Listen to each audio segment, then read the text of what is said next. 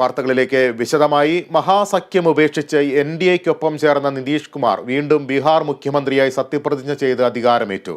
2 ഉപമുഖ്യമന്ത്രിമാർ അടക്കം 8 പേരും നിതീഷിനൊപ്പം സത്യപ്രതിജ്ഞ ചെയ്തു. 9ാം തവണയാണ് നിതീഷ് ബീഹാർ മുഖ്യമന്ത്രിയാകുന്നത്.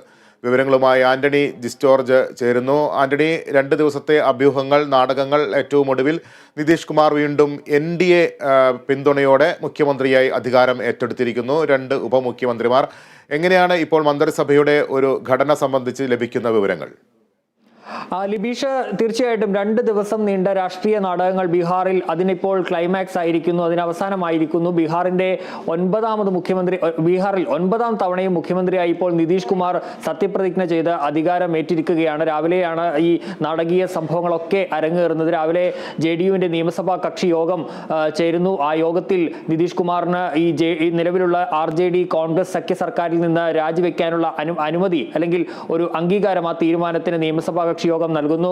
തുടർന്ന് തൊട്ടു പിന്നാലെ രാജ്ഭവനിലെത്തി ഗവർണർ രാജേന്ദ്ര അലേർക്കന് നിതീഷ് കുമാർ രാജിക്കത്ത് നൽകുന്നു. പിന്നാലെയാണ് 5 മണിയോടുകൂടി സത്യപ്രതിജ്ഞാ ചടങ്ങുകൾക്കുള്ള ഒരുക്കം തുടങ്ങിയത്. അത് പാട്നയിൽ രാജ്ഭവനിലാണ് നടന്നത്. കൃത്യം 5 മണിക്ക് തന്നെ സത്യപ്രതിജ്ഞാ ചടങ്ങുകൾ നടക്കുകയും ചെയ്തു. ആദ്യം നിതീഷ് കുമാർ മുഖ്യമന്ത്രിയായി സത്യപ്രതിജ്ഞ ചെയ്തു. തൊട്ടു പിന്നാലെ നിതീഷിന് കൂടാതെ 8 പേരാണ് സത്യപ്രതിജ്ഞ ചെയ്ത് അധികാരമേറ്റുള്ളത്. അതിൽ 2 പേരാണ് ഉപമുഖ്യമന്ത്രി BJP നിന്നുള്ള സാമ്രാട്ട് ചൗധരി, അതുപോലെ തന്നെ വിജയ് സിൻഹ എന്നിവർ ഉപമുഖ്യമന്ത്രിമാരായി സത്യപ്രതിജ്ഞ ചെയ്തു. ബാക്കിയുള്ളവർ മന്ത്രിമാരായാണ് സത്യപ്രതിജ്ഞ ചെയ്തിരിക്കുന്നത്.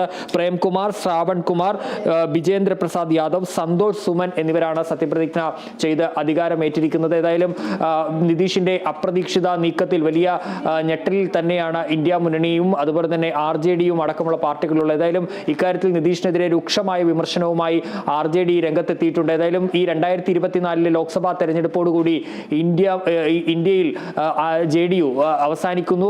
JDUവിനെ ഏറ്റെടുത്തതിൽ BJPക്ക് നന്ദിയുണ്ട് എന്നുള്ളതാണ് ഉപമുഖ്യമന്ത്രിയും RJD നേതാവുമായ തേജസ്വി യാദവിന്റെ പ്രതികരണം.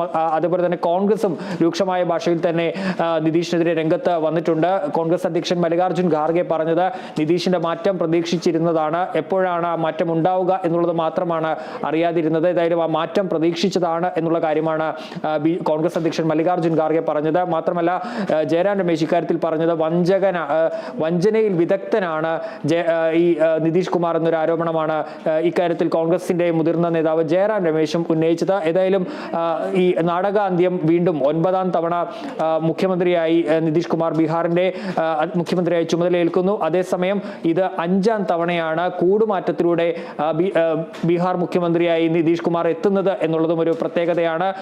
അതിനിടയിലാണ് കോൺഗ്രസിന്റെ നിയമസഭാ കക്ഷി യോഗം ഇന്ന് വിളിച്ചിരുന്നു. പക്ഷേ 19 MLA-മാരാണ് കോൺഗ്രസിന് ഉള്ളത്. അതിൽ 9 പേരെയും ഇപ്പോഴും ബന്ധപ്പെടാൻ കോൺഗ്രസ് ക്യാമ്പിന് കഴിഞ്ഞിട്ടില്ല. തുടർന്ന് ഇന്ന് നടത്താനിരുന്ന നിയമസഭാ കക്ഷി യോഗവും മാറ്റിവെക്കുകയും ചെയ്തു. ലിബീഷ്. ശരി ആന്റണി. ബീഹാറിൽ നിതീഷ് കുമാർ NDA പാളയത്തിലെത്തി വീണ്ടും മുഖ്യമന്ത്രിയായി അധികാരം ഏറ്റെടുത്തിരിക്കുന്നു. 2 ഉപമുഖ്യമന്ത്രിമാർ, 2 ഉപമുഖ്യമന്ത്രി സ്ഥാനവും BJPക്കാണ്. വാർത്തയുടെ സമഗ്രമായ വിവരങ്ങളാണ് ന്യൂസ് ഡെസ്കിൽ നിന്നും ആന്റണി പങ്കുവച്ചത്.